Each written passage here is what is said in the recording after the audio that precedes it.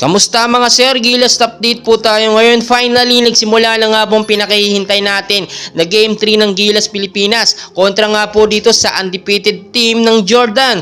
So, ang nangyari po ngayon, first 5 ng Gilas Pilipinas, hindi na po kagaya ng first and second game. Binago na po ni Coach Tim Cone.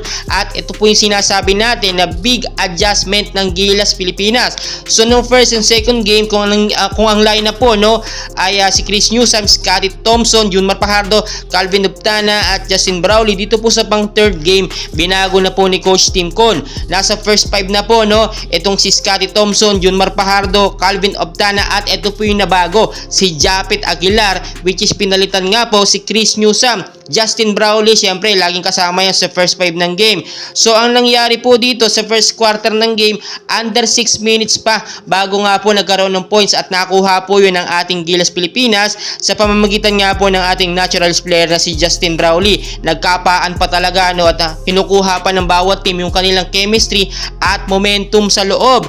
At nakita nyo naman, sinundan ng another 2 points yan ni Junmar Fajardo. Under 3 minutes of time, saka naman po muling pinasok ni Coach Tim Cone, no? Or pinasok ni Coach Tim Cone itong si CJ Perez, which is ganito ang kanyang laging strategy sa first and second game hanggang sa third game ng game. Kasabay po ni CJ Perez, no, ito pong si Kwame. At nakita nyo, no, talagang big man ang nilalagay po ni Coach Tim Cone sa loob para sa matindi at malakas na depensa. Tulad ng ating sinasabi, kinakailangan ng mga big man dito nga po sa ating lineup, which is yun ang ginagawa ngayon ni Coach Tim Cone para madepensahan ng maayos ang matatangkad po na player ng Jordan. So nakita nyo si CJ Perez, pinasok sa loob, napaka-agresibo po niya. Talagang dumadrive sa pumapasok sa loob kahit alam niya ang lalaki ng mga bantay, nasasayang po tuloy ang bola dahil alanganin yung pasok ni CJ Perez, no, hindi niya ipinapasa sa mga kakampi niya na libre naman para sa Tresana. Napa-time out pa nga po dito si Coach Tim Cone na magtablang score sa 13-13 dito sa first quarter ng game, which is napakadelikado na po yun, no?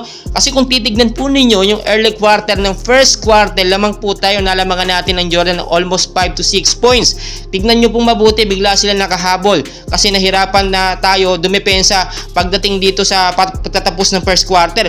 So kung titignan nyo, natapos pong first quarter ng game, lamang po ng 3 points ang kupunan ng Jordan. Pero nakapagtala naman, no, si Scottie Thompson ng 2 points, Junmar Fajardo with 4 points at si Justin Brownlee naman with 7 points, no? At ito guys, pagdating naman ng second quarter ng game, no, biglang bumanat agad ng ilang puntos po agad, no?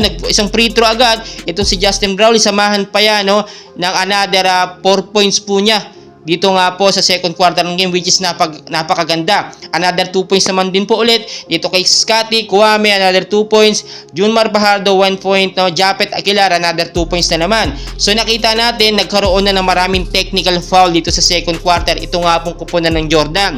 Pinepwersa na kasi nila ang Gilas Pilipinas natin para hindi makapuntos, no? Sobrang bantay na talaga.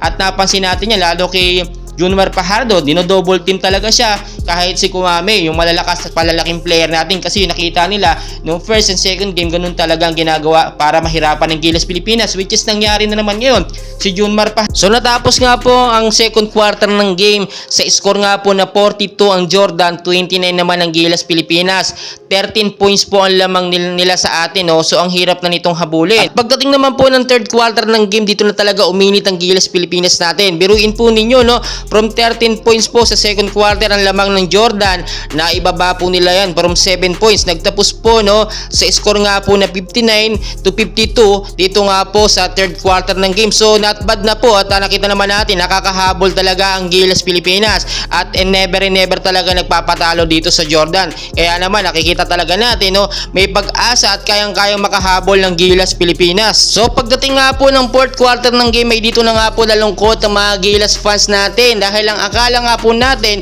ay tuloy-tuloy na makakahabol ang Gilas Pilipinas dahil ilang points na lang ang lamang, no, nang matapos nga po ang third quarter, no. Pero pagdating nga po ng fourth quarter ng game, dito na nagpaulan or kumana na matinding taste ang kupunan ng Jordan.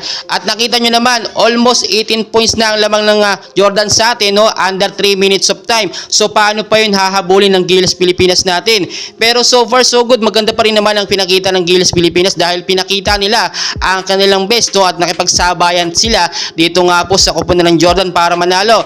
At babawi na lamang po tayo sa mga susunod na game. Ito alam natin, no, learning experience pa rin ito kahit papaano, no, ang pagkatalo ng Gilas Pilipinas kontra sa Jordan. And please huwag nyo kalimutan mag-like and subscribe for more Gilas updates. Maraming salamat po.